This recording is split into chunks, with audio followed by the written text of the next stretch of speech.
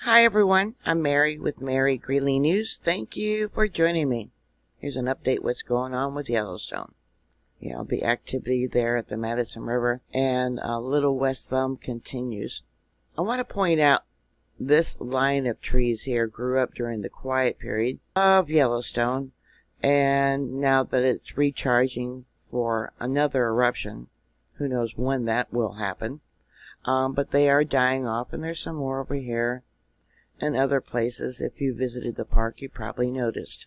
Many of you will remember back in 2017, NASA came up with some pretty bizarre ideas how to mitigate the threat of another super eruption at Yellowstone. But in that report, the United Nations Food and Agriculture Organization estimated in 2012 that the world's food supply, the surplus, would last only 74 days.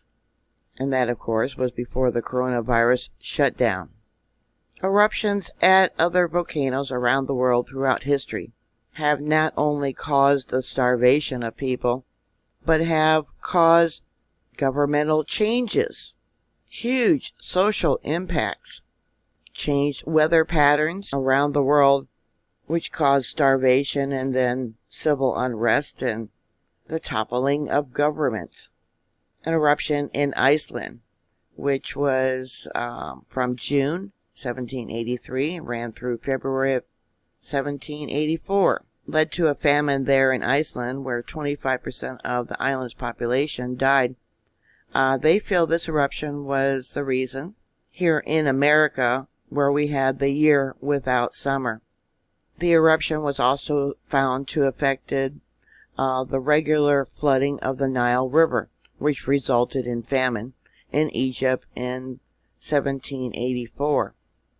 The famine evidently killed 1/6 of its population there. In Europe, 1783, it was the hottest summer on record.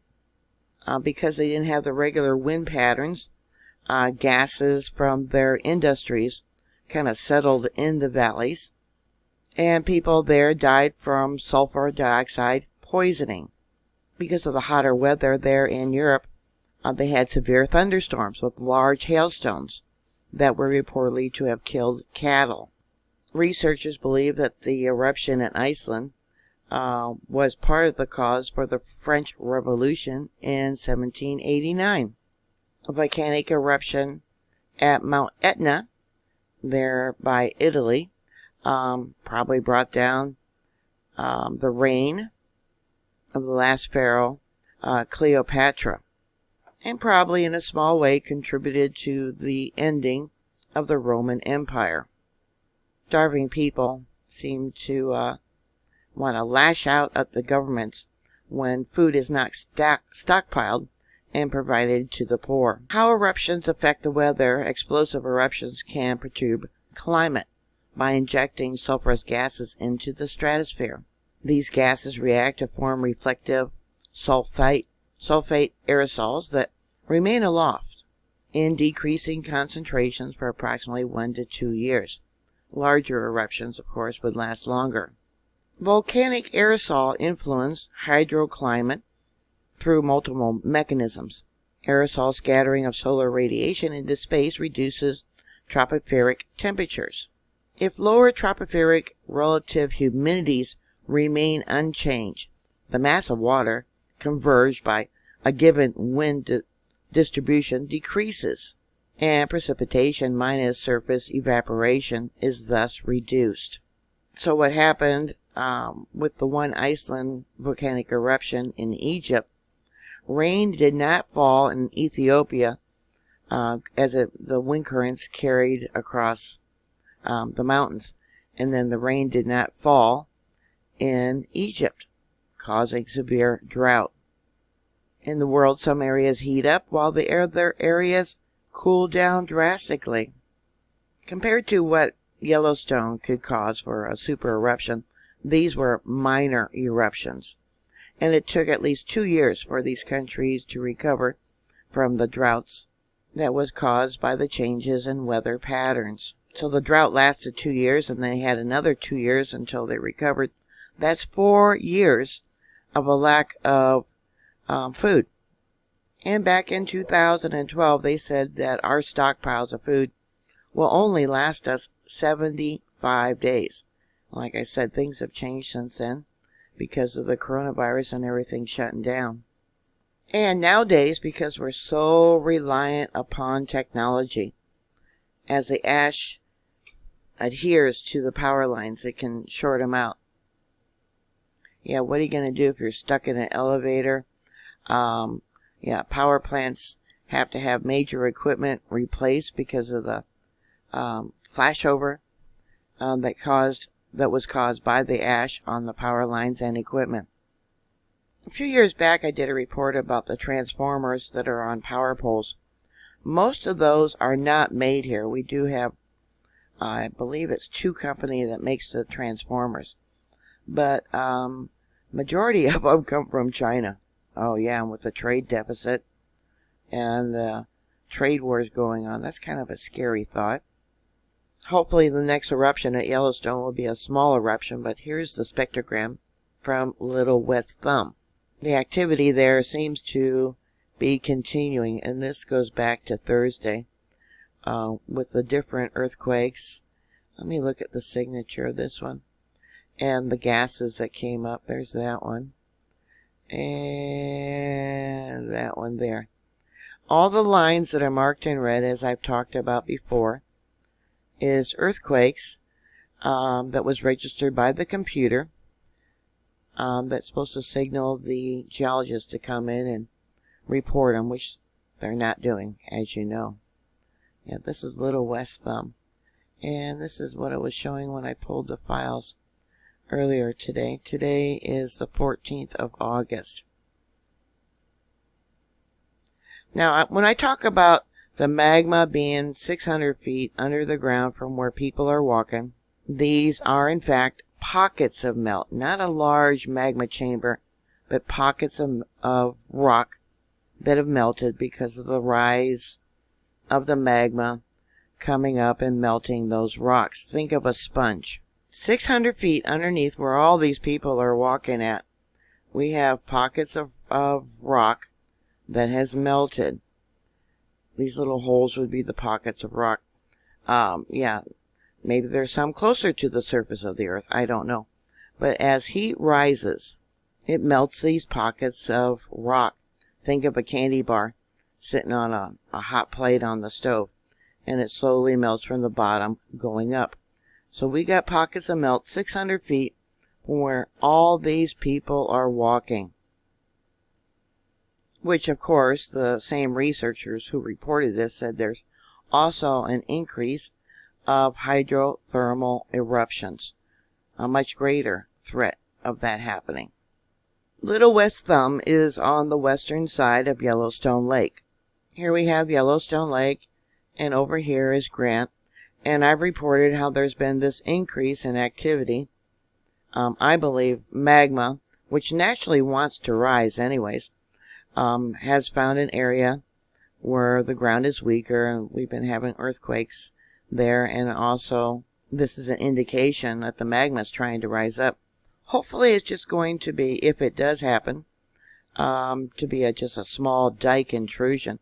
There has been over 40 smaller eruptions there at Yellowstone since its last major eruption, and only 2 of those eruptions have I been able to find, and that's been along the Snake River Plateau, which would be the Craters of the Moon and Hell's Half Acre. Craters of the Moon erupted about 2,000 years ago, and Hell's Half Acre, that eruption was about 12,000 years ago. How large were the eruptions? Well, I only know by the amount of the lava flows. And this one here, that's all I can tell you. What impact it could have had on the environment, I don't know either. Haven't been able to find any research done on that.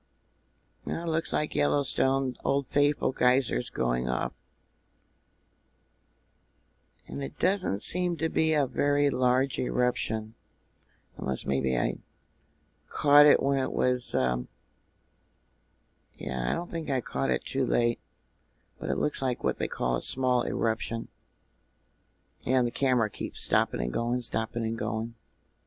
I have mentioned too that it looks like the ground in this area has definitely risen up. I mean, you can see it over here, and these small uplifts of the terrace and the rocks that are around the mouth of Old Faithful where the water comes out.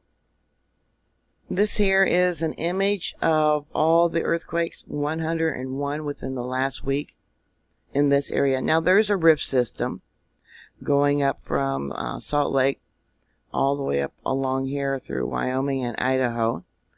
That's one of the reasons why they've been having all the earthquakes there in Salt Lake. Then we got Stanley, Idaho. And we got one earthquake here, a 1.8. That was yesterday. And then Stanley, Idaho. Yeah, we got a 1.7, 1.7, 1.8. Utah, where's that? That's down by Salt Lake City. A 0.6. A 3.4, Stanley, Idaho. At 1:34 Universal Time, which doesn't really show up on this monitor.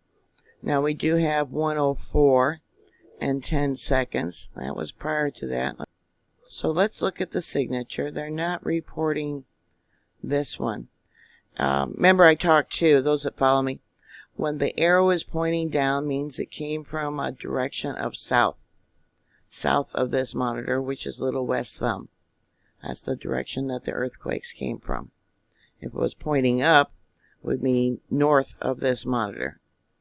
Alright, so 135. Yeah, see that 3.5 don't really show up here. But they're not reporting this one.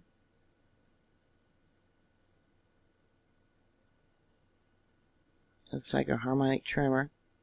And another harmonic tremor. They're not reporting that one.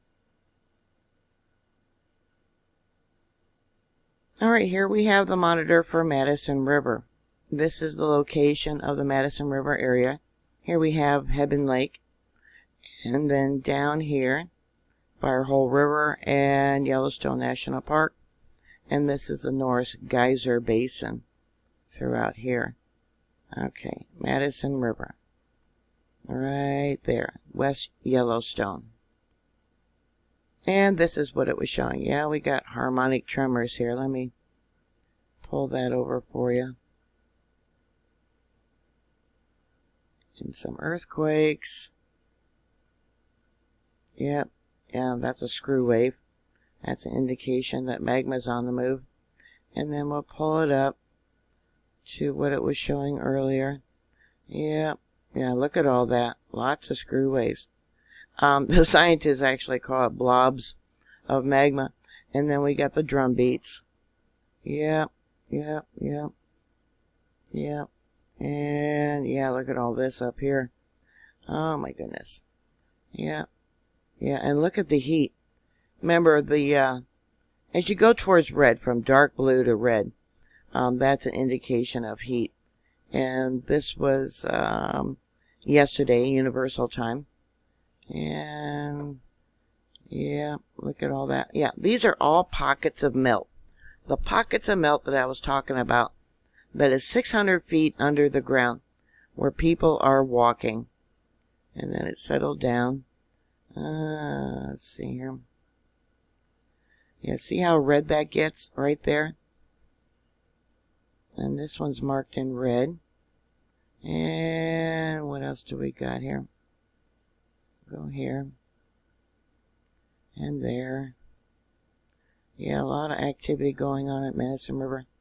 Now remember, the last time that Yellowstone had its major eruption, Unzipping, it did a counterclockwise rotation coming from this area and going all the way down to about the area of Heart Lake, where both resurgent domes, the Mallard Lake resurgent dome and the Sour Creek resurgent dome, where we have uplift between the two of 3 feet 4 inches. That's the most recent document that I could find. But then they collapsed at the same time, which then created the super eruption. But it what they call an unzipping. It had multiple eruptions in a counterclockwise rotation. And then down here, again, is Grant. So this area here has a high degree of melt. And you know what they really need to do is take live gas readings so they can monitor how much of sulfur dioxide, carbon monoxide, carbon dioxide is coming up second by second, minute by minute, and they're not doing it there. That would be a good indication, a warning of a pending eruption, but they don't do that there. They actually send people out into the field with bottles, plastic bottles, to gather the gases, then take it to the lab and have it analyzed. Talking about a waste of time when we have the technology, and it's been used at other volcanoes around the world, to take live gas readings. One of those in our community mentioned how Fishing Bridge is now closed, and I don't know if they're going to build a new bridge or whatever, but it's been deemed unsafe for travel. So I thought, well, using Google Earth, let's look at Fishing Bridge, but the image here is from 2013, and here it is 2020. So let's go to a view of the road, and the first thing I noticed, okay, this is 2013, there is a metal plate covering a gaping hole in the bridge, which I automatically recognized because of the metal plates that they were doing there in Hawaii when they had the 2018 eruption at Kilauea, and the roads had uplifted it and spread apart, and they were using metal plates to cover up the roads. I also noticed too, now this is 2013, I'll show you down here at the bottom. Don't be confused by the copyright right here, 8/20/2013. And let me pull this back up. So don't be confused where it says copyright 2020, but I noticed this has been repaired multiple times, and we'll come down. You can see how bad the road is, and I'm sure it's far worse now than what it was then. And I'm going to show you that metal plate right there. Let me pull this down, covering the road. I wish I could zoom in on it better. But when they start using metal plates to cover up the fact that there is a hole going all the way through the surface of the road, is not good. And that was 2013. Then I noticed an area down here. You can see how bad the road was back then, how it's deteriorating. And I go down farther. This pathway right here was closed off to the public. And look how bad that cement is, and the cracks that run through the road. Yeah, it was all closed off with little warning signs about do not enter. Yeah, it would have been nice to see what the structure looked like, the trestles looked like underneath. So we'll go back to that metal plate. Yeah, how many more metal plates are covering up the road? Where is it? There it is, right there.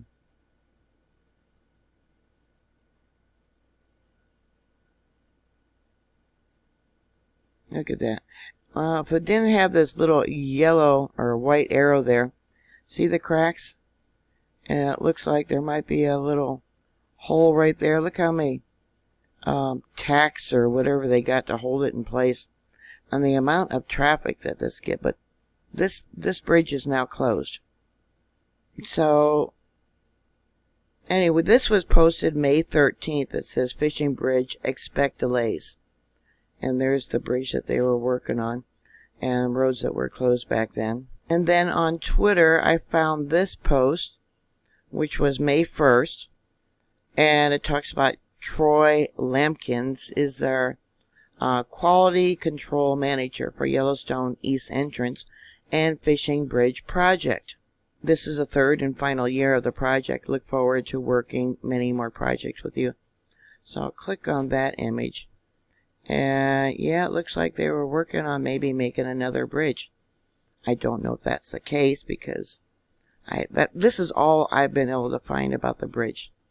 And its repairs and deteriorating circumstances. I guess the most recent National Park Service head honcho, he is going to retire. He announced last Friday that he is quitting. This will be the third national park honcho since Trump was put into office, so I don't know who they're going to put in. There's been so much controversy, allegations about how these parks are being run. And yeah, and they're in bad shape. They are in really bad shape. Yeah, maybe that's why they don't have live gas monitors. I don't know. But you would think the scientists in charge, Michael Pollan, would insist that they would have live gas reading equipment out there at the park. Or is it just a figurehead? I don't know. But anyways, that's all I have for you right now. If you have any thoughts or comments or questions, please put it down below. Always be prepared for a disaster. And I'll talk to you later. God bless you. Bye.